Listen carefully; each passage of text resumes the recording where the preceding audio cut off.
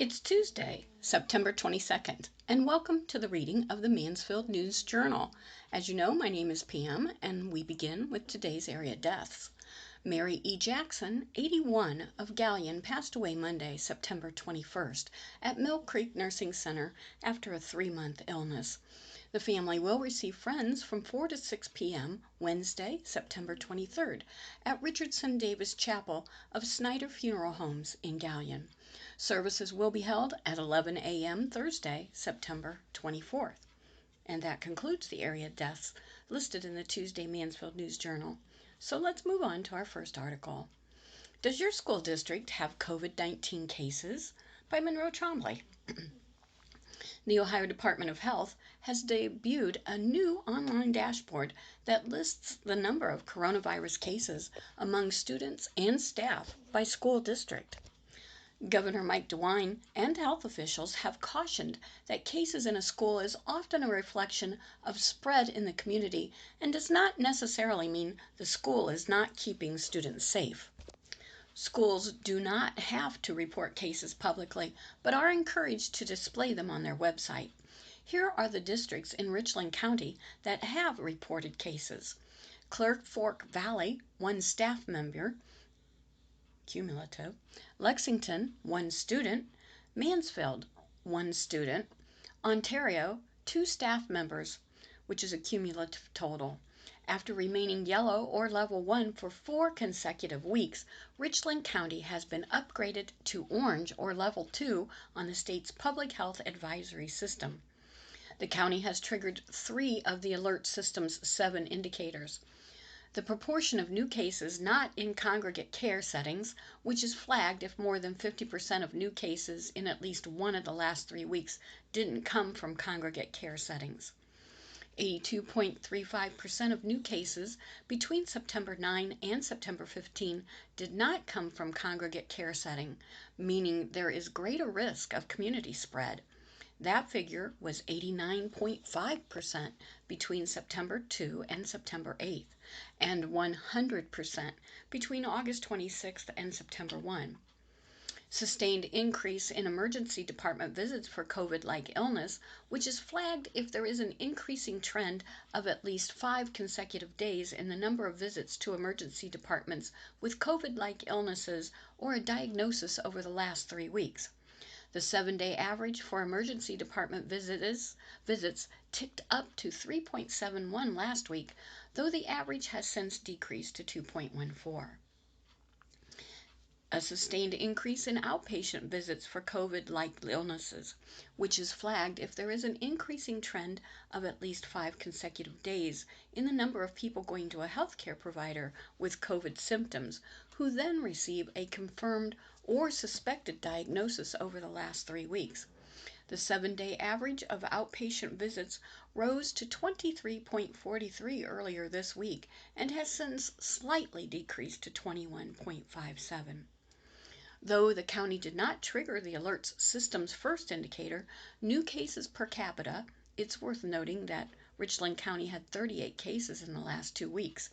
That figure was 31 last week.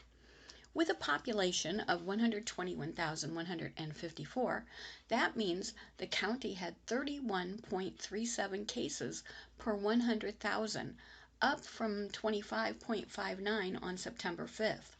That figure was 22.29 on September 3rd, a much lower than a high of 57.8 on August 13th.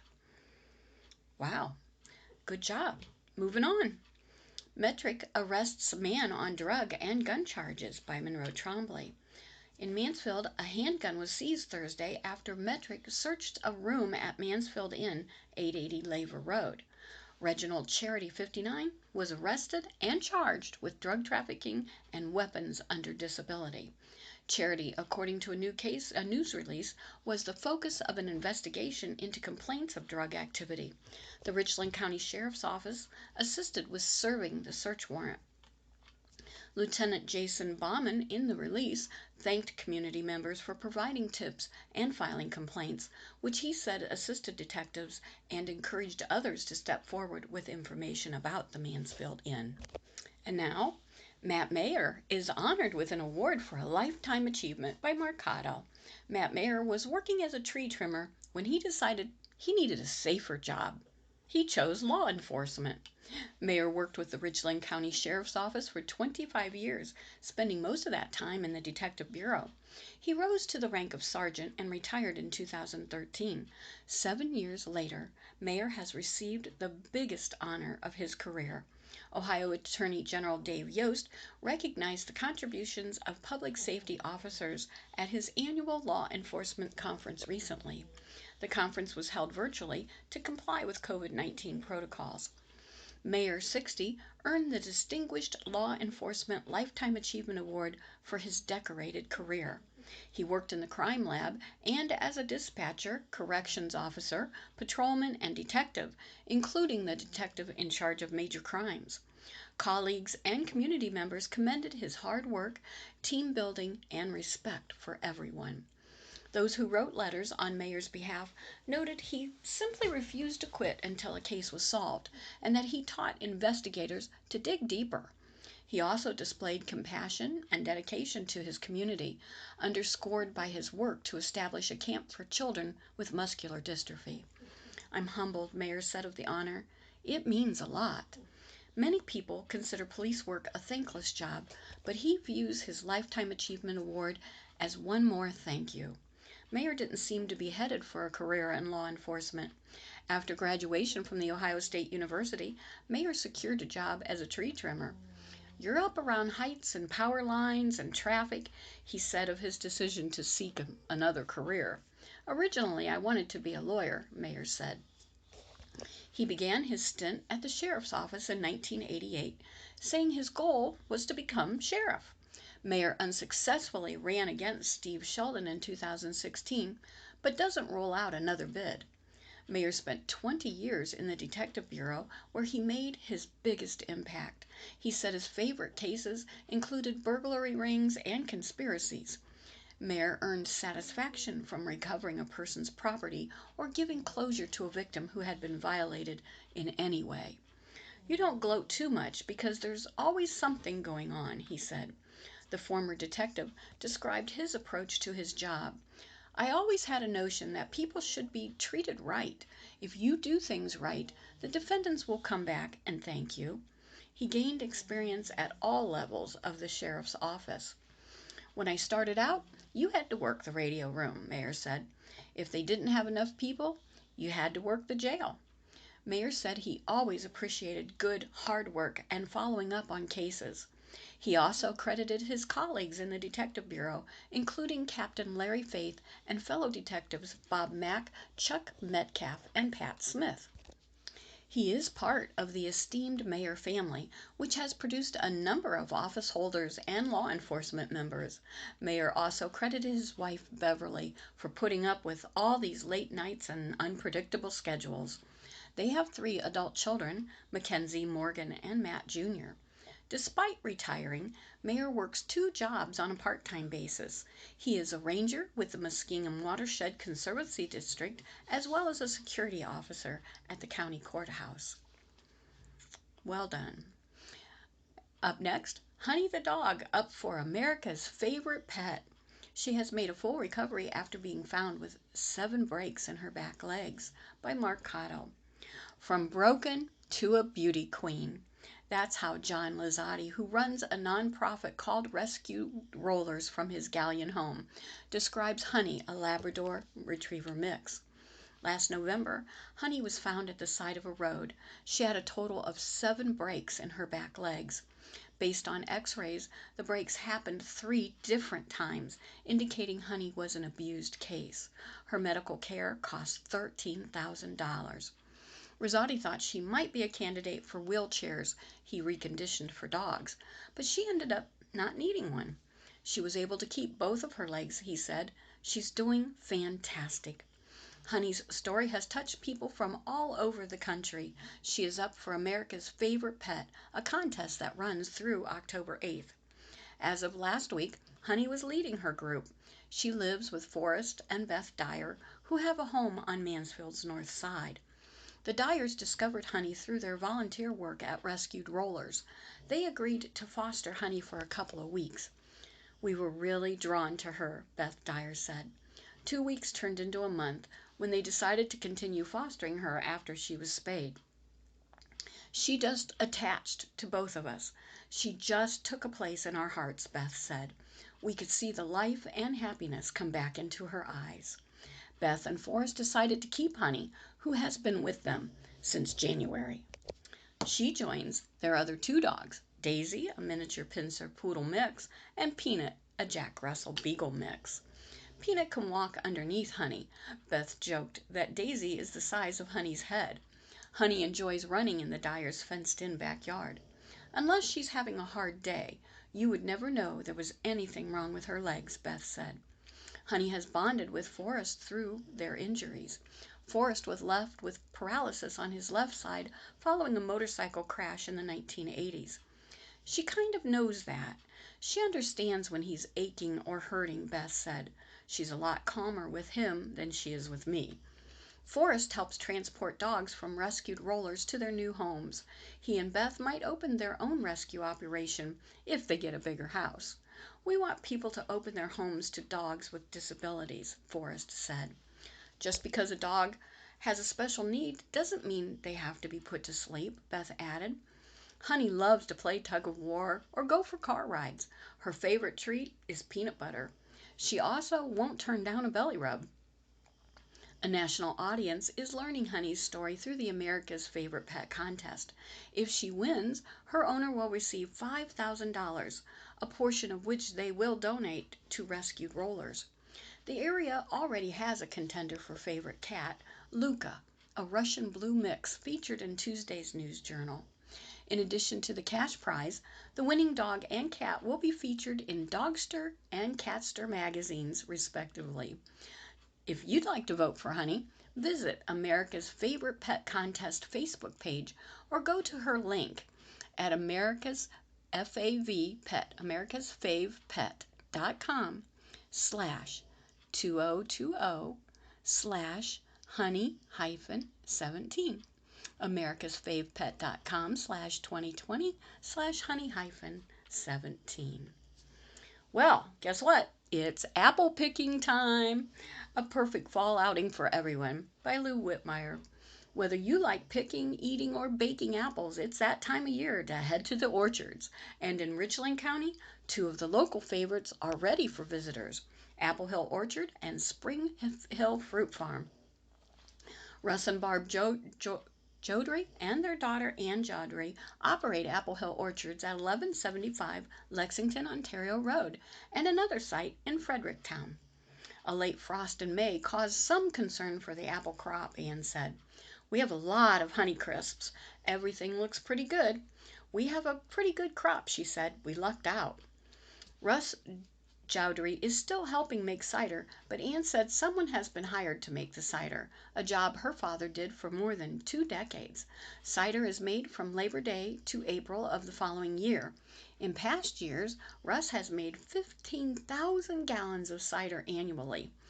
Ann said the various varieties of apples come into season at different times, keeping everyone busy. There are more than 30 varieties, including Gala, Granny Smith, Jonna Gold, Red Delicious, Cortland's, Honeycrisp, Evercrisp, and a new variety Ann said is her favorite, called Pixie Crisp. Customers can pick apples at the orchard from the end of August to the 1st of November, Ann said. Picking apples is a very popular outdoor activity for families, and even more so this year during the coronavirus pandemic, she said. There are also You Pick pumpkins on site.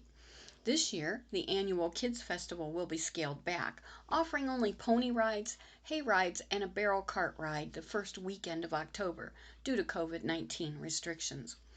We're not doing the official Kids Festival, she said.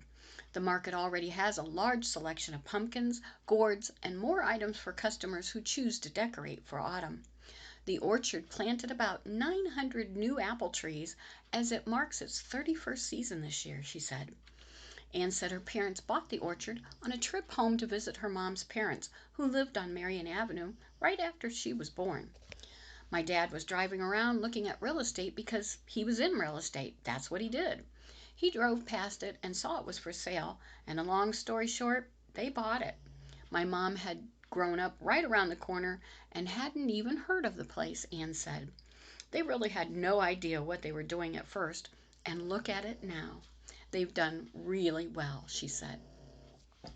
Apple Hill Orchards, west of Mansfield on the second highest elevation in Ohio, was no doubt part of an established farm according to the orchard's history online. It began selling fruit out of the barn sometime in the 1930s and has continued doing so until the present day. At some point, the Fredericktown Orchard, about 18 miles away, was established. The Fredericktown location produced the bulk of the fruit and housed the packing house for the wholesale part of the business. Today, sales are 95% retail, with both farms growing for the large retail operation in Mansfield. The bakery, deli, cider press, and espresso machine round out the attractions at the Mansfield Orchard, and those are attractions year-round. Hours of operation at Apple Hill Orchard are 8 a.m. to 6 p.m. Mondays through Saturday, and 10 a.m. to 6 p.m. on Sundays. Spring Hill Fruit Farm. Jeff and Laura Burr said they love operating Spring Hill Fruit Farm at 5646 Genghis Five Points Road in Shiloh. It was such a great place to raise our children, Laura said. We get to be with each other and spend a lot of time together, especially in the fall. We can't imagine not doing this. Originally, when Jeff and Laura purchased Spring Hill Fruit Farm in 1998, they thought it would be more of a side job. They both had full-time jobs off the farm, but the orchard continued to increase in business every year. Jeff is still working as the chief at Cass Blooming Grove Shiloh Fire Department. Jeff's parents, Mary Jane and the late Ken Burr, began operating the orchard in 1968. We are super fortunate that our kids all have jobs that allow them to still spend their days off here at the farm helping us, Laura said. Their son Ben is a full-time firefighter at Ashland and the assistant chief in Shiloh. Their daughter Mandy is an occupational therapy assistant, and their youngest daughter Megan is a flight attendant who also is selling real estate. The Burrs' son-in-law Daniel and Kevin also help at the farm. Laura Burr said the frost around April affected some of the apples and peach crops when the crop was in full bloom. Everything was beautiful. The plums, peaches, pears, apples were in full bloom, and we decided we couldn't save the peaches since everything is on the other side of the road, Laura recalled. The Burr family used a frost fan to set up small campfires throughout the orchard. We went out the next couple of days and watched the blossoms fall off the trees, she said. Laura said her husband had estimated 60 to 70% of the apple crop and about 50% of their peach crop survived. Galas, we had only a 25% crop, she added. Other apple varieties were at 100%. Some of the apples, depending on when they were in blossom, took a harder hit, she said. Like our Red Delicious, we might have a 10% crop. Jeff said some of the apples are smaller this year due to the drought. Laura said they grow a big yellow apple called Mutsu. There might be only 2 apples on a tree, she said. The family has focused more this year on the retail crop since they are seeing an influx of customers coming to their business this fall, many who frequented Mitchell Orchard in Ashland, which closed. Jeff Burr makes around 10,000 gallons of cider in 3 months. He said they have a good crew to help pick apples and rely on family to help. Some days the work is hard, at pruning time in the winter or harvest time. Our trees generally we can pick from a 6-foot ladder, he said. The business is open 6 days a week and closed on Sunday. The Burrs have been married 36 years and still enjoy working together. Jeff's favorite dessert is an apple pie with crumb topping. Their daughter Mandy likes creating new treats and makes an apple cider slushy with a scoop of ice cream, caramel, and whipped cream, Laura said. It's the best job I could ever go to each morning, Laura said. Customers can pick certain varieties of apples Mondays through Saturday. The Spring Hill Fruit Farm also has homegrown pumpkins for sale. Hours are 9 a.m. to 5:30 p.m. Mondays through Fridays, and 9 a.m. to 4 p.m. on Saturdays. Well, let's talk about local news briefs. Public Art Initiative seeks participants.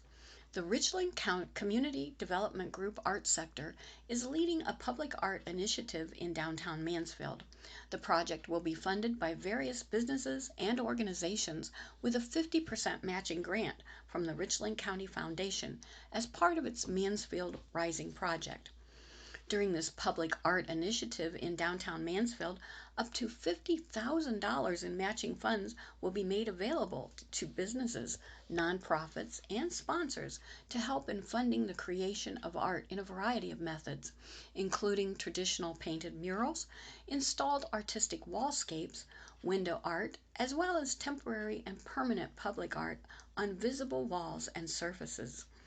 For more information, contact Susanna Hammond at mansfieldartsector@gmail.com. Well, RPS to hold volunteer training. Richland Pregnancy Services is offering a special training opportunity for anyone interested in volunteering at RPS. Terry Williams, CareNet Specialist, will be coming for 3 days of training October 15th through the 17th. Food will be provided. Volunteer opportunities include nurses, physicians, client advocate, boutique, special events, mom-to-mom mentors, and dad-to-dad mentors. Contact Lynn at lynn@richlandpregnancy.com, or you can call at 419-522-8863, extension 202, to reserve a seat for the volunteer training. Input is sought for a hazardous mitigation plan. The Richland County Emergency Management Agency is updating its hazard mitigation plan to identify policies and actions that can be implemented to reduce risk and future losses from hazards. FEMA requires mitigation plans to be updated every 5 years, so Richland County can be eligible to receive funding through several FEMA disaster response and recovery programs. Richland County FEMA is inviting members of the community to participate in the process. A public meeting will be held virtually at 6 p.m. on Thursday. Participants will be given the opportunity to submit comments and ask questions. You may participate in different ways, including calling in or attending via Zoom. For information about how to take part in the meeting, visit the website at u.osu.edu/Richland HMP, or contact EMA Director Rick Evans at revans@richlandcountyohio.gov, or call 419-774-5686. The Richland Public Health marks Child Passenger Safety Week. September 20th through the 26th is Child Passenger Safety Week, a campaign by the National Highway Traffic Safety Administration dedicated to helping parents and caregivers make sure their children ride as safely as possible. According to the NHTSA, nearly half of all car seats are misused. From 2013 to 2017, there were 3,318 children, 12 and younger, killed in motor vehicle crashes. More than half of the children who died were racial minorities.